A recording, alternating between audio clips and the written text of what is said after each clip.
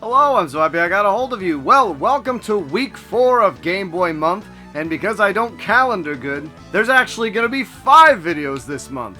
Yeah, so I'm working on my 5th Game Boy game, but let's take a look at this one. We're talking about Mega Man, Dr. Wily's Revenge on the Game Boy. Let's check it out. There's a lot of games out there, some of which you've never even heard of. That's where I come in. I'm Lucious T. I've been playing games since the age of 2, and I have no life. This is Retroactive. I'm not the most astute Mega Man player. I played through the NES games about 6 years ago when I was 42 according to Rewind, and I've played through Mega Man X and Mega Man and Base for the channel. Sadly, I'm a Mega Man basic bitch when it comes to my opinions on the series. I love Mega Man 2 over 3, enjoy the Wily theme music, you know the one, and Metal Weapon for life. So going into the Game Boy game, I wasn't sure what to expect. Music is good. You choose from 4 stages instead of the traditional 6 or 8 from the NES games. The Robot Masters are recycled from Mega Man 1, Iceman, Fireman, Electman, and Cutman. I guess Gutsman and Bombman needed a better agent. Even more interesting, in lieu of the traditional Robot Masters Rush mode you find in all Mega Mans towards the end of the game, you get a fight with 4 additional Robot Masters for Mega Man 2. Heatman, Bubbleman, Quickman, and Flashman. Apparently, this is the norm in all the Game Boy Mega Mans. They make a bridge of sorts between the NES Mega Mans in abilities and bosses.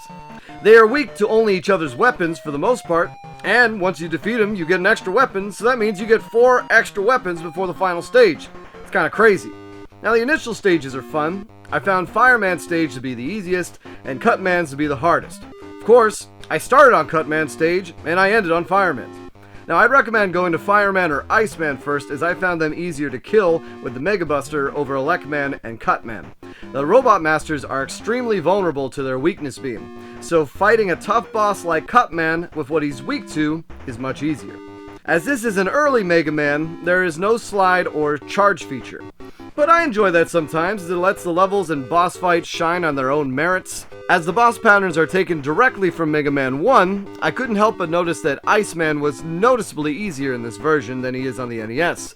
Though to be fair, I played that on an emulator when my friend was showing me all those years ago, so my experience of the fight might not be accurate.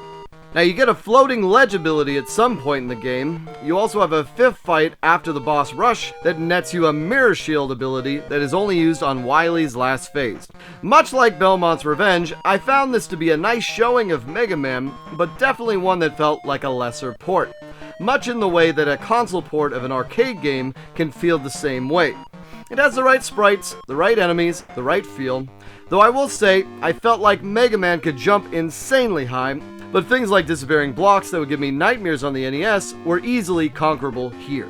Now you can luckily exploit levels for health and weapon refills just like normal, and lives sometimes spawn, which is nice. Unlimited continues are always welcome, and there's a password system, so Capcom didn't skimp on anything. It just is what it is. A Game Boy version of Mega Man. Time for some Lucious metrics. Cost of entry. Reasonable.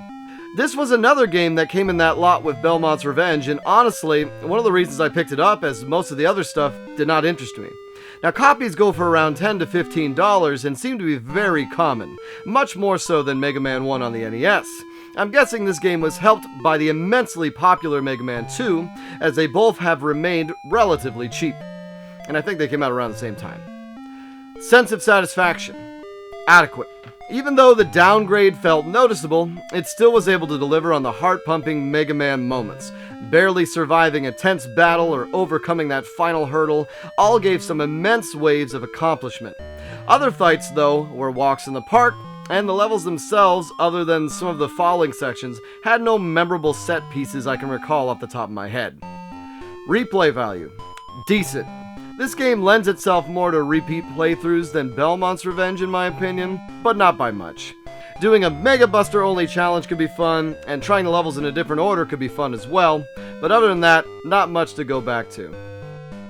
Mega Man Dr. Wily's Revenge is a perfect handheld Mega Man game.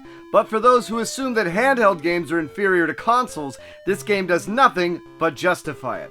I know it might seem like I've given this game better marks than Belmont's Revenge, but when push comes to shove, I prefer Castlevania. I give this my Lucious T recommendation of play it. And there you have it, guys. That's it for this week. Well, we got a bonus week next week, the legendary 5th Tuesday in a month.